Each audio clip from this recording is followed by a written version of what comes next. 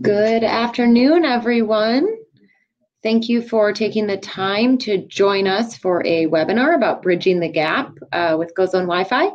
We're going to go ahead and give everyone a couple more minutes to hop on the webinar, and we will be back here at 2 o'clock sharp.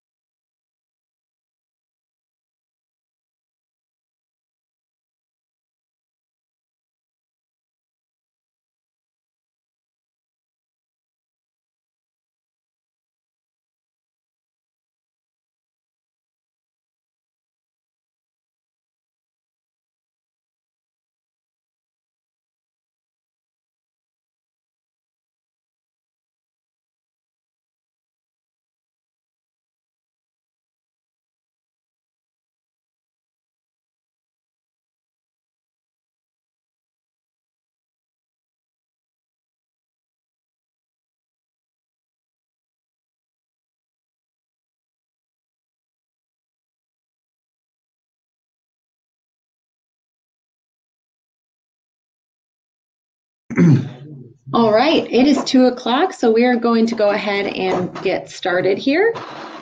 My name is Elizabeth Weddle, and I am the Director of Marketing here at GoZone Wi-Fi. And joining me today, I have our CEO, Todd Myers. Hi, Elizabeth. Hi, everybody. Thanks for joining us this wonderful afternoon. Hopefully the weather hasn't affected a bunch of people in the Midwest with all the snow and whatnot that I read about in the news. Or if you're out in the Denver area, the bomb cyclone, hopefully you've steered clear of that as well. We are enjoying sunny skies here in Florida. So also on our webinar today, we have Asa Hedstrom. He is our marketing enthusiast. He's going to be moderating today. So if you have any questions, as Todd and I are bantering back and forth about Wi-Fi analytics, feel free to shoot them over. Asa will let us know and we'll answer your questions as soon as we can. So we're just going to go ahead and get right into it. Again, thank you all for joining us, and let's get started. Todd is going to kick things off just by a quick background on his experience in the Wi-Fi analytics space, in the IT and MSP space as well. Thanks, Elizabeth. So just there's some people that are on the line, it looks like, that I've already talked to in the past. You may know about my history, et cetera, but I go back quite a ways in the IT world, actually since the mid-'80s. In the Wi-Fi space, I entered that in the late 90s and early 2000s. So I've actually owned 9 companies and started 9 companies, all service provider based, whether it be technical services, IT services, managed services, or cloud services, or Wi-Fi services. I've kind of, been in that marketplace for quite a long time. But I was one of the original Wi-Fi pioneers, working with Wi-Fi since before it was called Wi-Fi and before any device even had 802.11 built into them. I was working, trying to evangelize Wi-Fi early on, trying to convince investors that every device would ultimately be Wi-Fi enabled. And poof, here we are a number of years later, and I'm carrying like 6 devices and whatnot that are all Wi-Fi enabled. So I was one of the first people to ever put Wi-Fi in an airport for passenger use and guest use. Ultimately, that company, we had about 38 airports that we owned the infrastructure in. Our platforms also operated the infrastructure for some major carriers like Sprint, and ultimately that infrastructure was sold to Boingo Wireless. As most of you know, Boingo is one of the companies that still has contracts with a lot of airports. Well, the foundation was built partially by some of the infrastructure that I own. So all of my businesses have been service provider focused, and to this day, with GoZone, we are a service provider, but at the same time, we work with many service providers, whether you are managed service providers, IT service providers, cloud service providers, marketing service providers, and everything. So that's kind of a bit about my background, and hopefully we'll shed some light on what we're about to talk about today. Thanks, Todd. That is super helpful as we get into more of our content here. Oh, looks like we're both trying to control things here, per usual. So we're just going to get right into, as Todd mentioned, I think he hit on an interesting point that GoZone, we are a service provider, but what we also are is a marketing company. So we're going to get back to that in a little bit. But we're going to start off, and I just want to ask you, Todd, a little bit about your experience. You've been in IT since '84. So traditionally, as a service provider and the IT side of things, what does that look like as you're selling into venues, into your customers? How do you build those partnerships and those relationships? I mean, mainly what we've primarily focused in a lot of my companies in the past have focused on SMB markets, whether it be doctors' offices, lawyers' offices, retail establishments, hospitality, and whatnot. And those organizations generally don't have an internal IT person or department per se. It's usually the office manager or the accountant or the internal bookkeeper or kind of a jack of all trades person that manages the IT, within an organization. Some of the people that the service providers that we deal with today with GoZone are larger integrators, and they do work with organizations that have internal IT staff. And the managed service provider then may supplement what the IT department does. But I think the bulk of, ultimately who benefits from Wi-Fi analytics are those organizations, kind of SMB, SME, that don't necessarily have an internal IT, a full-time IT staff, and rely on our service provider customers to supplement their technology. Yeah, so you're selling into, like you said, a general manager. It sounds like you're building relationships with kind of that front-facing person of the company. It could be an IT department in a larger enterprise. But what are some of the challenges that you face when you're working with these departments and trying to upsell and drive revenue from your existing clients? I mean, IT service providers generally have a few different challenges, right? It could be they always have to convince the venue to upgrade their infrastructures and whatnot, and it's always an expense, right? So the discussion is always, how much is this going to cost? How much is this going to cost? We don't have the budget today. Those type of hurdles are the number one things that IT companies always have to overcome, is the cost aspect of it. And a lot of that cost has been kind of converted over to efficiencies and, hey, how does this added IT benefit, how does it benefit the company, on a bottom line? So it's bottom line focused. So it's allowing you to do just the same amount of work with less employees, which would lower the bottom line costs, or allows us to get a widget produced quicker, or some benefit to the core customer. It's all driven by the bottom line. So the biggest challenge is, how do I talk about what the return on the technology investment is as it relates to the bottom line? I've got a good question here, and thanks, Todd. That's that sheds a lot of light as a marketing director here. That sheds a lot of light into what our service providers are facing when they go in to sell products that they already sell and have created, but as well as managed services such as GoZone services to their clients. We have a question from Robert here. He's wondering what size companies are our focus today. Are we still SMB focused, sub 50 seat companies? I mean, us as GoZone, we're focused on, a channel, right? So whether it's a white label operators or resellers, and some of those companies focus on the SMBs, which is 1 to, well, I guess 3 to 20 employees. A restaurant can also have 50 or 100 employees. How big is that restaurant? So it really depends. So we really, at GoZone, really don't have a core focus on who we go after or deal with. Our platform we see as a value to any type of company, independent of the size, as long as they have brick and mortar locations.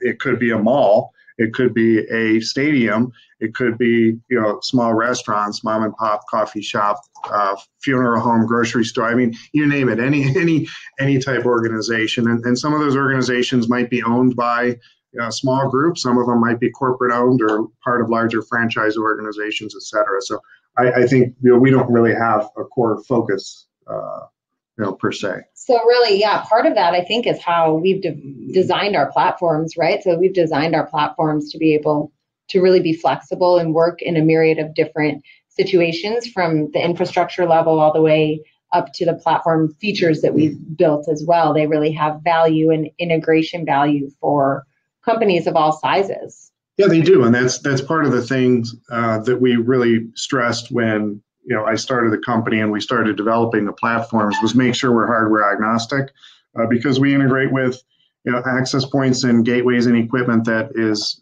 designed for the small business, sub $100 for an access point, all the way up to the large behemoths that are powering the Super Bowl, et cetera. So we can cover a gamut of different hardware, but at the same time, from a feature perspective, we really can cover the small coffee shop to a mall to a stadium to an outdoor event, et cetera, and all kinds of different things in between, venues in between, whether they're permanent brick and mortars or even what we call pop-ups, which are the events, and could be a fair, could be a carnival or a concert, that type thing. All right, that makes a lot of sense. So Robert, hopefully that answered your question, and that definitely determines a lot of the relationship that we're going to develop. Is it going to be with, or that our service providers or partners are going to develop? Is it going to be with operations or IT? Really depends on the size and scale of their business. So we've reviewed some of these challenges. Those are pretty clear.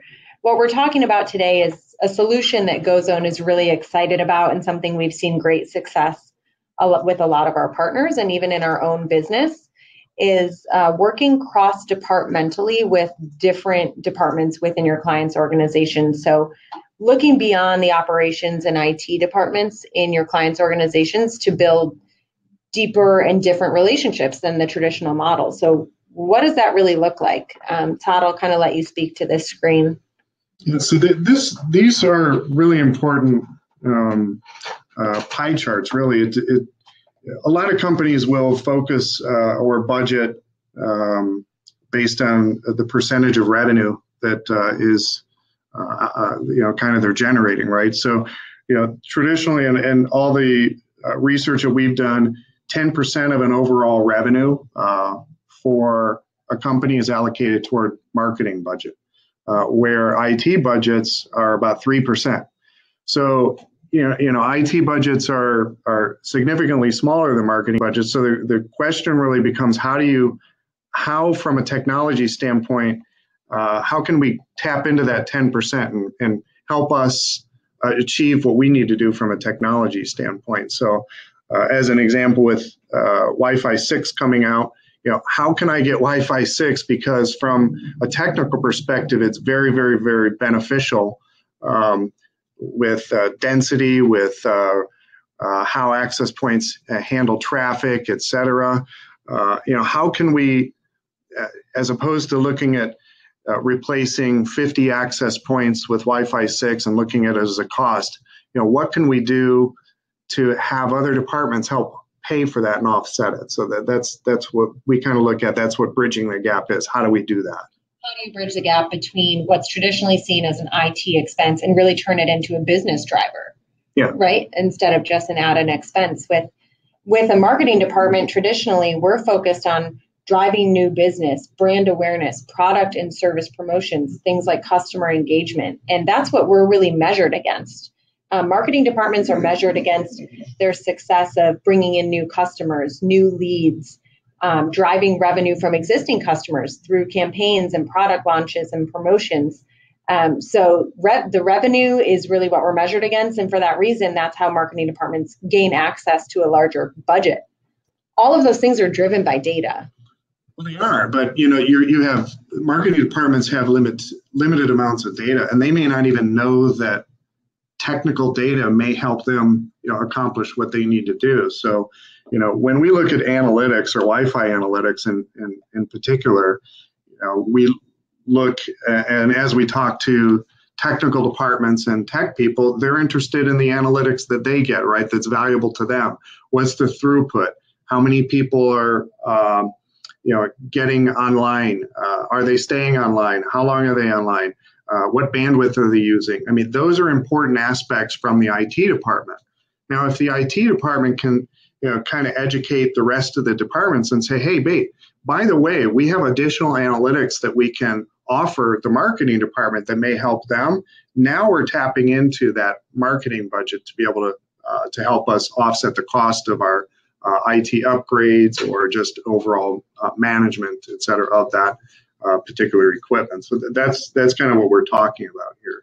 Yeah, and it's bridging the gap between really analytics from a marketing standpoint, analytics that are usually digital or online analytics, and actually physical analytics from a location. Right now, a marketing department might have access to receipts or potentially maybe an email address collected from a POS system. But beyond that, a marketing department is really focused on online analytics, things like Google Analytics or maybe Facebook Analytics. That's what a marketing department might think they have access to today. But this partnership, it sounds like, can really bring that value. It can skyrocket that value with analytics from the physical location of where this venue is. No, it can. I think it's important for all of our partners and, whether they're IT service providers or marketing service providers to cross departments and educate a little bit on what data is valuable. So as an example, even the raw information available in most enterprise level access points today can show an IT department how many devices physically attached to it in a given time period. That's valuable data, not just to the technical department, but that base data is really important to the marketing department as well. Hey, how many people are using our Wi-Fi network? Right. And at the same time now, the tech department can educate the marketing department. Hey, by the way, would you like to know how many of those are Apple iPhones versus Android devices? Hey, by the way, did you know that we could tell how many of them were male versus female? Oh, by the way, we can also now tie in and find out who that person is. And by the way, as they connect to the Wi-Fi, now we're able to send them messages and engage with them. A lot of marketing departments have no idea that this technology is easily available to them.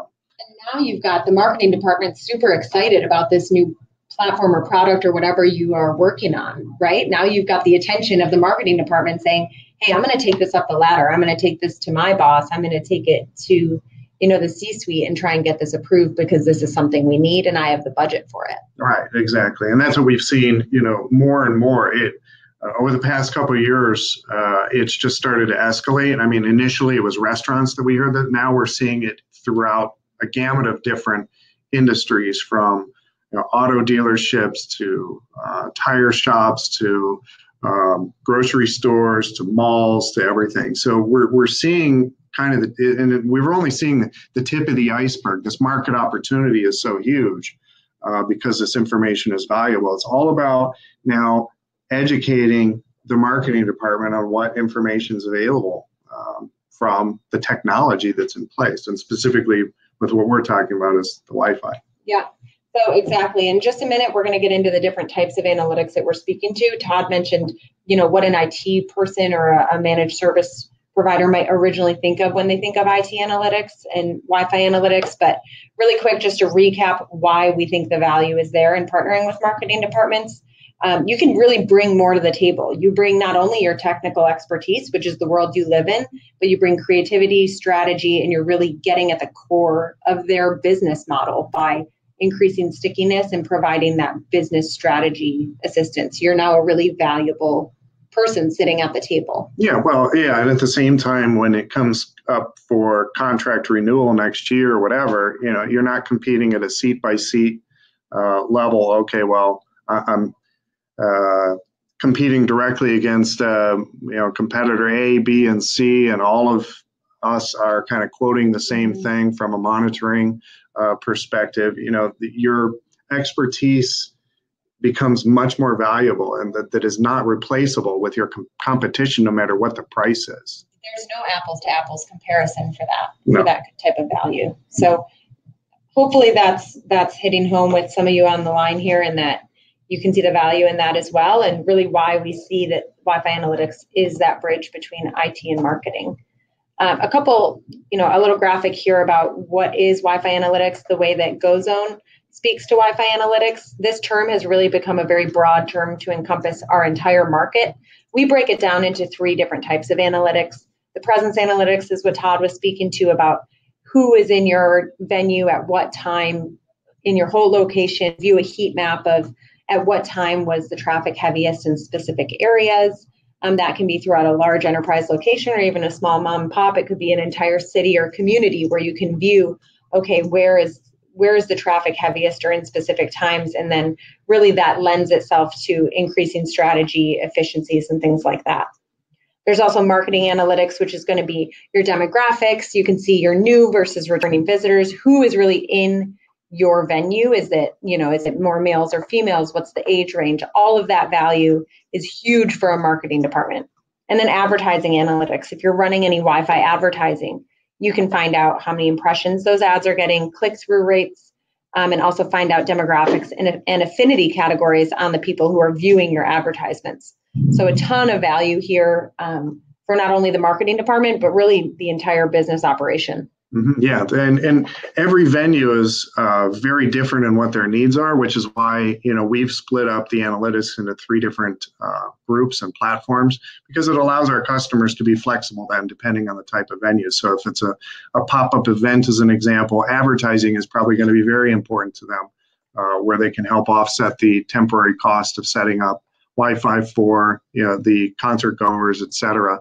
By displaying an advertisement for Nike as an example. But Nike isn't going to just say, oh, yeah, let me pay you that kind of money, but not give us any analytics to tell us how many people are going to see that ad or click on it or engage with that advertisement. So this, that piece of the analytics gives that particular venue that visibility where, presence analytics may give additional visibility, like you said, in a community environment, what side of the street is busier on a Friday night, that's valuable information to a municipality, or the marketing information for a restaurant as an example, or a retail store, to find out who their customers are, because whenever I go to Amazon, they know I'm there. They know who I am. They know how many times I've been there.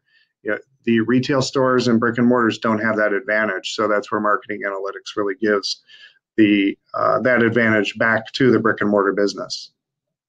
Right. It's to your point of Amazon. It's when you walk in the retail store, you want someone to know exactly what you bought last time and is that product released again, or notify you, hey, next time you're in, the product will be released, and maybe help guide you, kind of wayfinding and guide you through a specific store. So there's all kinds of real life applications. If we have some time at the end, we're going to go into those. But a quick graphic here on the market. Todd touched on that briefly. Clearly, this market is growing. We have a CAGR of 14.6% in the next 8 years here. So Todd, what have you seen as far as the market today, the market where it's come from and where it's going? I remember back in my dial-up days when I started a dial-up internet service provider. We had just started up in like 96, I think 1996 or something like that. And we had a few stragglers in that said, what is this internet thing I hear about? What is this internet thing? And those are what we call the early adopter phase, right?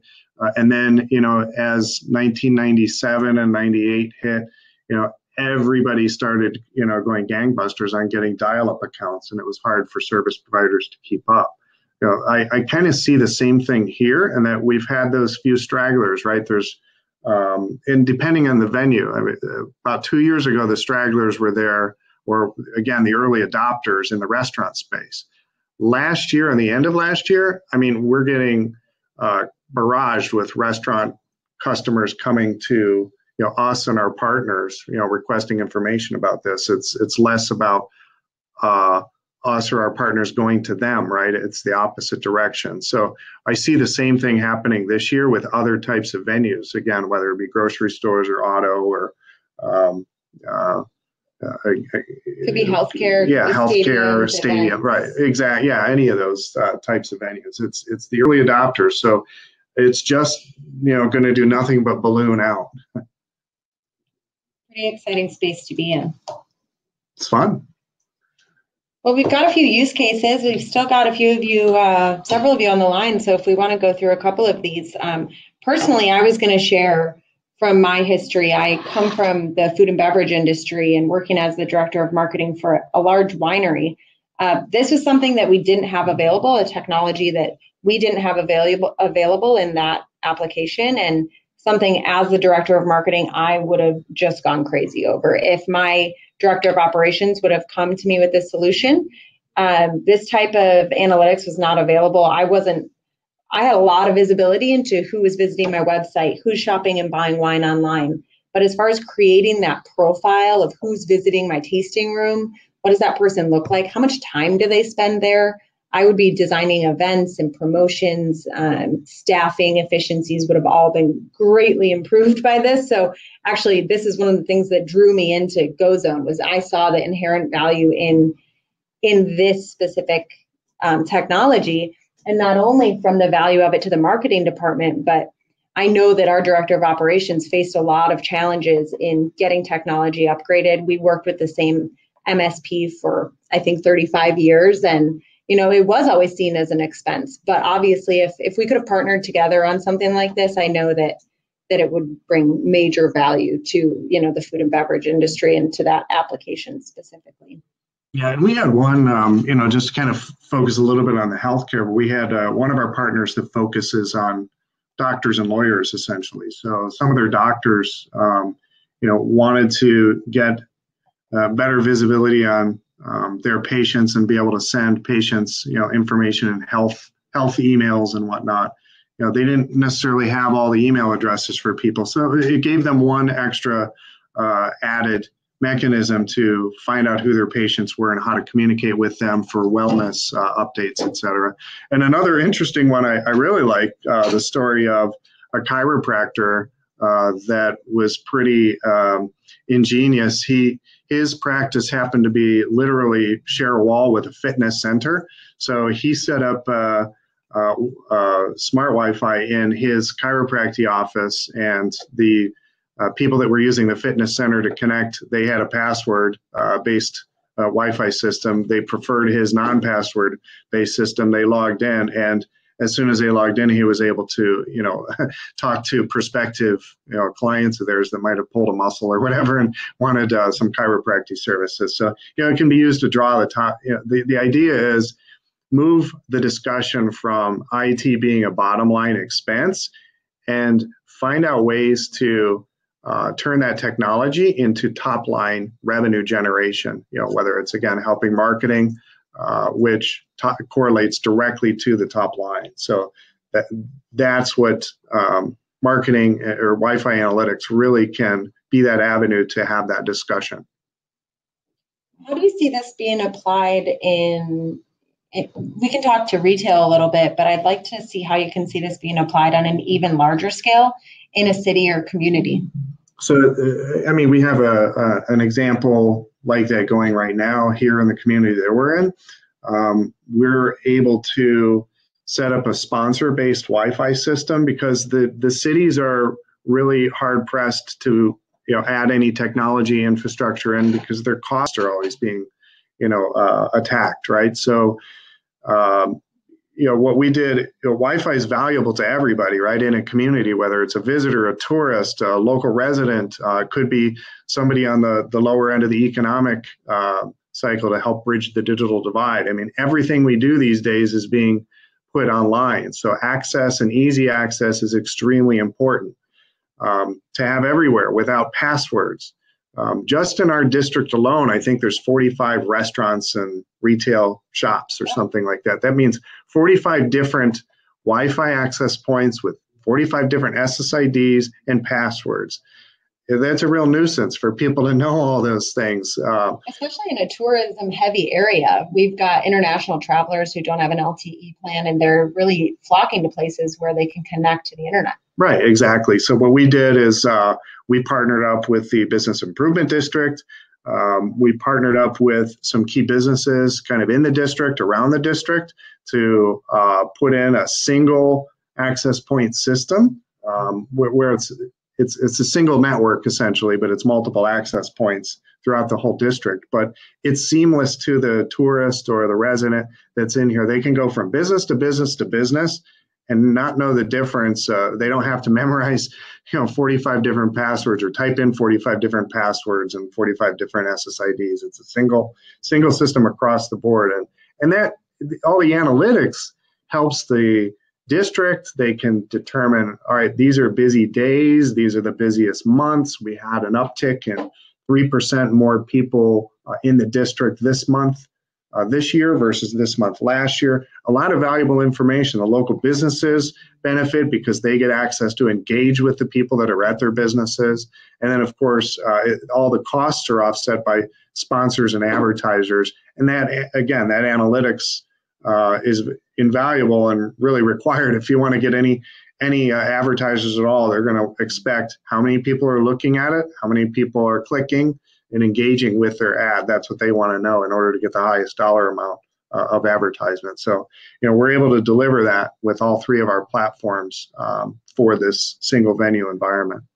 And the way we're able to do that is really part of bridging that gap. We're giving these smaller venues access to the marketing analytics, but we have to work with their operations and the infrastructure they have in place in order to bring that to fruition. So it requires a bridging of the gap, but providing them the exchange of data in return makes that implementation that much easier because you're going in with something that has intrinsic value. Right. It's all about educating all the different stakeholders on what the value is to them.